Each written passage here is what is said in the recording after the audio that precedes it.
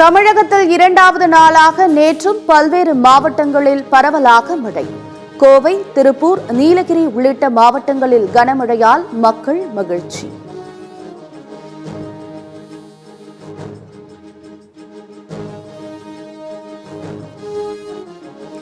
நெல்லையில் கனமழையால் குளமாக மாறிய வள்ளியூர் பேருந்து நிலையம். ரயில்வே தரைப்பாலமும் மழை வெள்ளத்தில் மூழ்கியதால் போக்குவரத்து பாதிப்பு.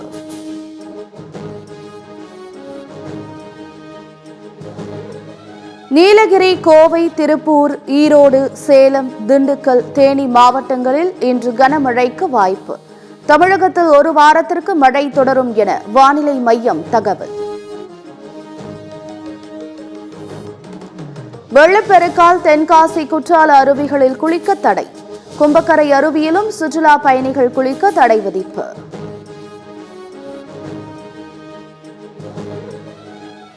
இலங்கை சென்ற பிரதமர் மோடிக்கு அந்நாட்டு அமைச்சர்கள் சிறப்பான வரவேற்பு.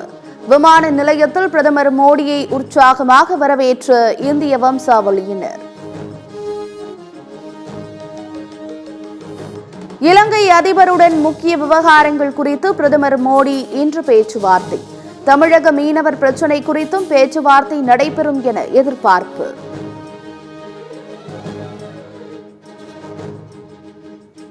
இரண்டு நாள் பயணமாக இன்று நீலகிரி செல்கிறார் முதலமைச்சர் மு.க.ஸ்டாலின். முடிவுற்ற திட்டங்களை தொடங்கி வைத்து புதிய திட்டங்களுக்கு நாளை அடிக்கல்.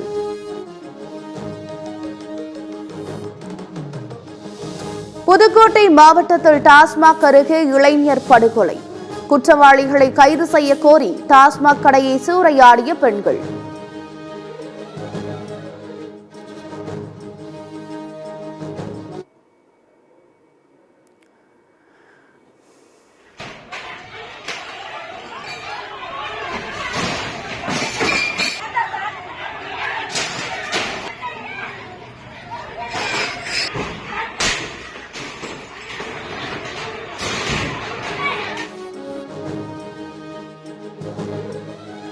மணிப்பூர் வன்முறை தொடர்பாக முதல் முறை டெல்லியில் இன்று அமைதி பேச்சுவார்த்தை.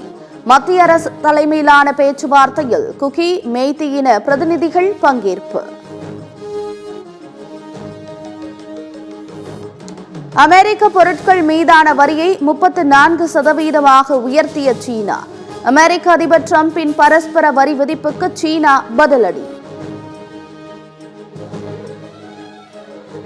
அமெரிக்க அதிபர் டிரம்பின் வரி விதிப்பால் பல லட்சம் கோடிகளை இழந்த உலக பெரும் பணக்காரர்கள். அதிகபட்சமாக மெட்டா நிறுவனர் மார்க் ஜூக்கர்பர்க்கிற்கு 1.53 லட்சம் கோடி இழப்பு.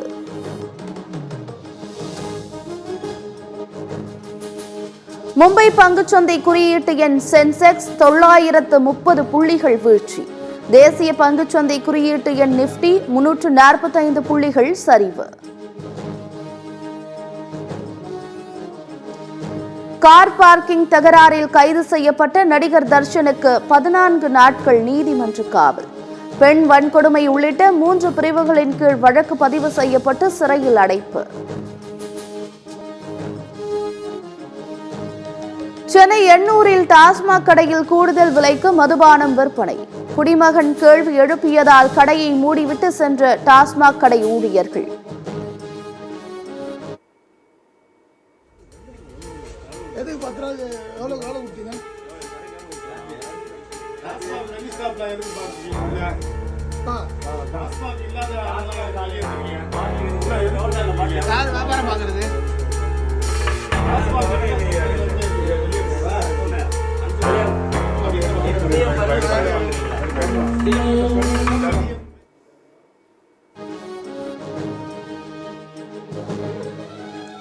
தென்காசி முள்ளிக்குளம் மின்வாரிய அலுவலகத்தில் ஒழுகும் மழைநீர்.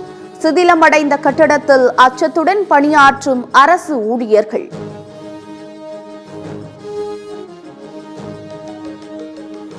தமிழகத்தில் இயக்கப்படும் வந்தே பாரத் ரயில்களில் இரவு உணவில் தமிழக உணவுகள் இல்லை என புகார். எளிதில் ஜீரணமாகும் இட்லி போன்ற உணவுகள் இல்லை என பயணிகள் ஆதங்கம்.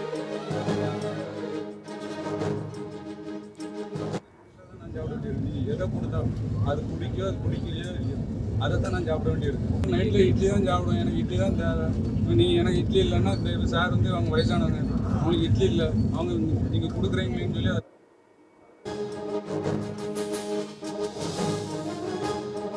தேர்தல் பத்திரங்கள் மூலம் அரசியல் கட்சிகள் திரட்டிய 16,518 கோடி நிதியை பறிமுதல் செய்ய உத்தரவிட முடியாது. சீராய்வு உள்ளிட்ட அனைத்து மனுக்களையும் தள்ளுபடி செய்து உச்சநீதிமன்றம் உத்தரவு. அமெரிக்காவிலிருந்து 3 மாதங்களில் 682 இந்தியர்கள் நாடு கடத்தப்பட்டுள்ளதாக மத்திய அரசு தகவல். அமெரிக்காவில் சட்டவிரோதமாக குடியேறிய இந்தியர்களின் தகவல்கள் இல்லை எனவும் அரசு விளக்கம். நெல்லையில் ஷவர்மா கடைகளில் உணவு பாதுகாப்புத்துறை அதிகாரிகள் சோதனை. குளிர்சாதன பெட்டியில் இருந்த கெட்டுப்போன இறைச்சிகள் பறிமுதல் செய்யப்பட்டு அழிப்பு. சிவகங்கையில் போக்சோ வழக்கில் குற்றவாளிக்கு வாழ்நாள் சிறை தண்டனை விதிப்பு.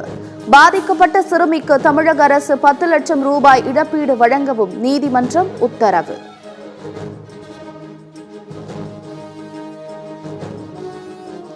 மாஞ்சோலை தொழிலாளர்களுக்கு விரிவான மறுவாழ்வு திட்டத்தை செயல்படுத்த கோரிய வழக்கு. மாஞ்சோலை அகஸ்தியர் மலைப்பகுதியில் ஆய்வு செய்ய மத்திய அரசுக்கு உச்சநீதிமன்றம் உத்தரவு.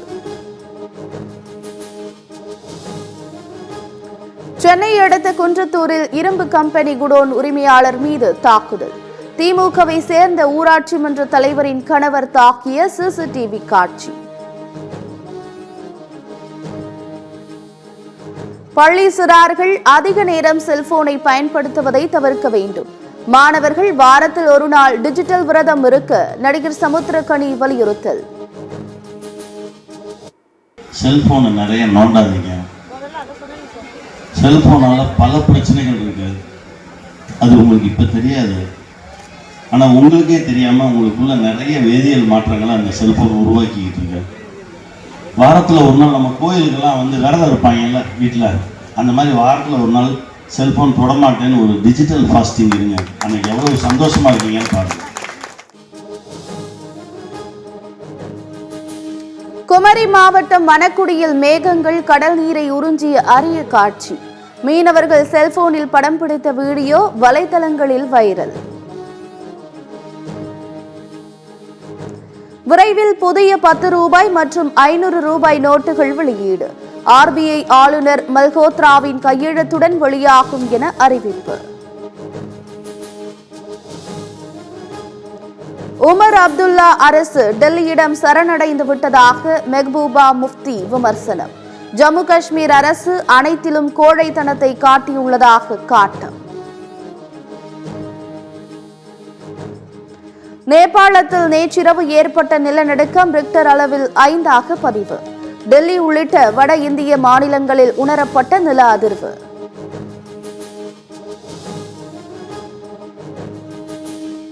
டிக்டாக் செயலிக்கு மேலும் 75 நாள் கால அவகாசம் வழங்கிய அதிபர் டிரம்ப்.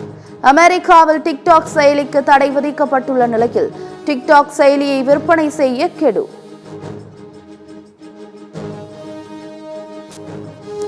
கனடாவில் இந்து கோவில் மீது மீண்டும் தாக்குதல் நடத்தப்பட்டதால் பரபரப்பு.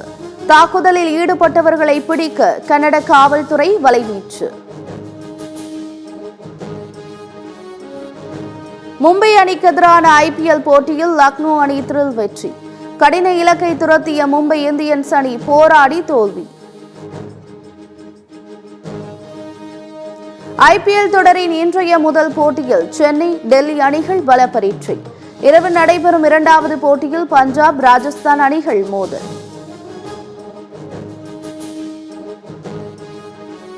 டெல்லிக்கு எதிரான இன்றைய போட்டியில் சிஎஸ்கே கேப்டனாக தோனி களமிறங்க வாய்ப்பு. ருத்ராஜ் கெய்க்வாட் காயமடைந்துள்ள நிலையில் பேட்டிங் பயிற்சியாளர் மைக் ஹசி தகவல்.